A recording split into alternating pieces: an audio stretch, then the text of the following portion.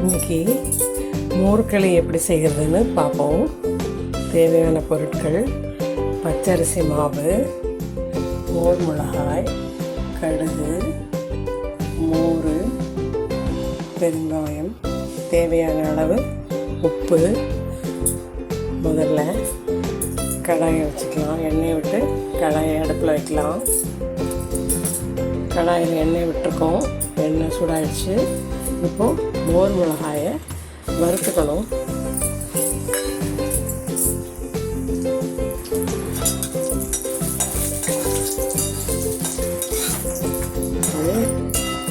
Traditional tiffin இது. மோர் மிளகாயை நல்லா வறுத்துக்கணும். எண்ணெய் கொஞ்சம் நிறைய எடுத்துக்கலாம்.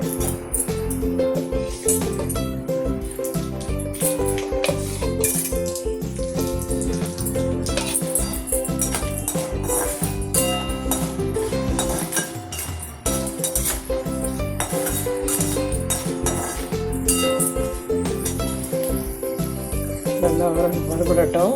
நல்லா வறுக்கணும். பச்சை வாசனை போகிற மாதிரி நல்லா சிவப்பாக வறுத்துடணும். கொஞ்சம் கருப்பாக கூட வறுத்துக்கலாம். நல்லா டேஸ்ட்டாக இருக்கும்.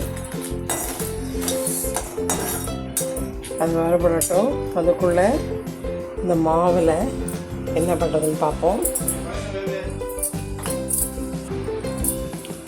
இதில் தேவையான அளவு உப்பு போட்டுக்கலாம். பெருங்காயம். இப்போது மோரை கலந்துக்கலாம். அதோட அந்த மாவோட மோரை மிக்ஸ் பண்ணிக்கணும். நல்லா நீளம் மிக்ஸ் பண்ணிக்கணும். தண்ணியாக மிக்ஸ் பண்ணிக்கணும் மோரை. மாவில் உப்பு போட்டோம், பெருங்காயப்பொடி போட்டோம். இப்போது மோரை வச்சு அதை மிக்ஸ் பண்ணிக்கணும்.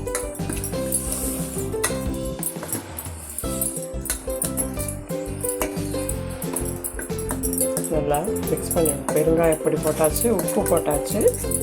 இன்னும் கூட தண்ணியாக கரைச்சிக்கலாம்.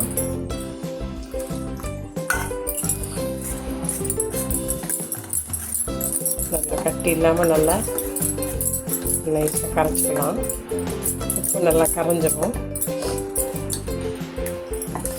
நல்லா தண்ணியாக கரைச்சிக்கணும்.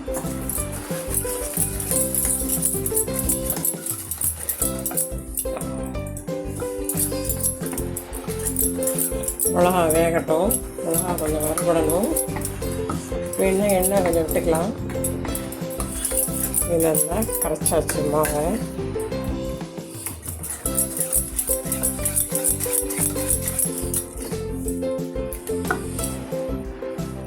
மோர் மிளகா நல்லா வறுத்தாச்சு.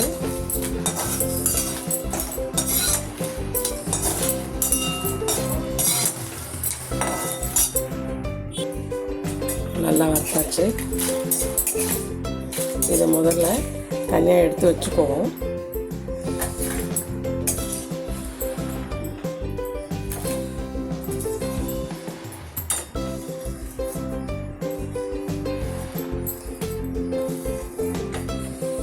இதை தனியாக எடுத்து வச்சுருக்கோம். இப்போ கடுகு போட்டுக்கலாம்.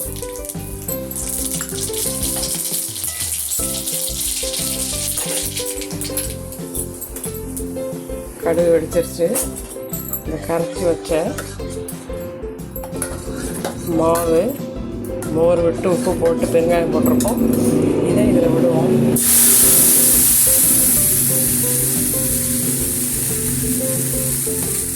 இதை கடுகு வெடித்த உடனே அதை விட்டுறணும். இப்போ நல்லா கிளறி விடணும்.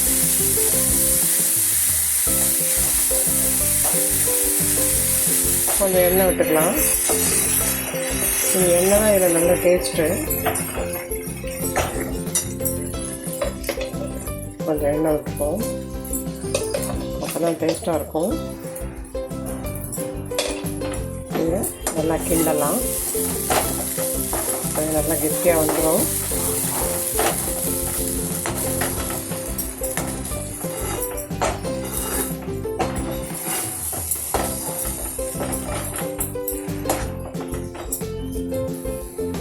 நல்லா மாவு பதமாக வெந்துருச்சு.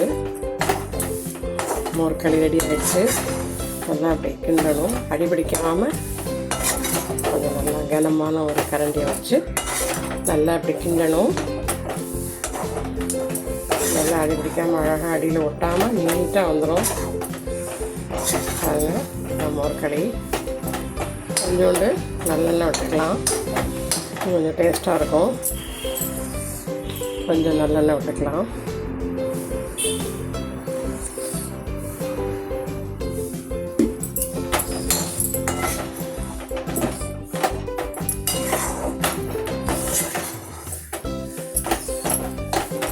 ஆகிடுச்சு. பெருங்காயம், உப்பு, மோர், கடுகு, மோர் மிளகா, பச்சரிசி மாவு, அவ்வளோதான் தேவையான பொருட்கள். இப்போ நல்லா வந்துருச்சு. இப்படி அழகாக அடியில் பிடிக்காமல் நீட்டாக வந்துடும். இப்போ நம்ம வறுத்து வச்ச மிளகாலேருந்து தேவையான மிளகாய் காரத்துக்கு போட்டுக்கலாம்.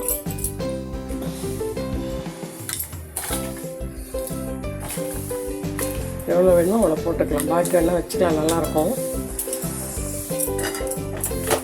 இதை அதில் போட்டு நல்லா மிக்ஸ் பண்ணிக்கலாம்.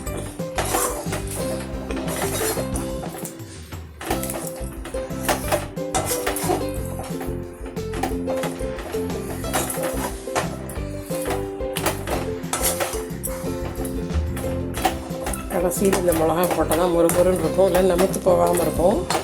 அதோடய சேர்த்து கிண்டுனா நமத்துரும். ஸோ கிண்டி முடிச்சுட்டு கடைசியில் இந்த வறுத்த மோர் மிளகாயை போட்டு நல்லா மிக்ஸ் பண்ணி விட்டுறணும். அப்போ தான் முறுமுறுப்பு போகாமல் டேஸ்ட்டாக இருக்கும். ஸோ ரெடி ஆகிருக்கு.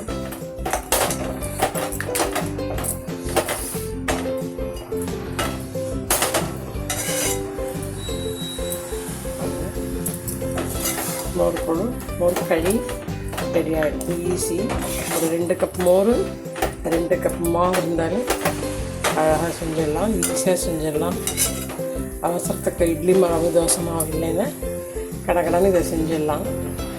மோர் மிளகா முதலே விட வறுத்து ஒரு டப்பாவில் போட்டு வச்சுக்கலாம். அப்போ போடுறதுக்கு சௌகரியமாக இருக்கும்.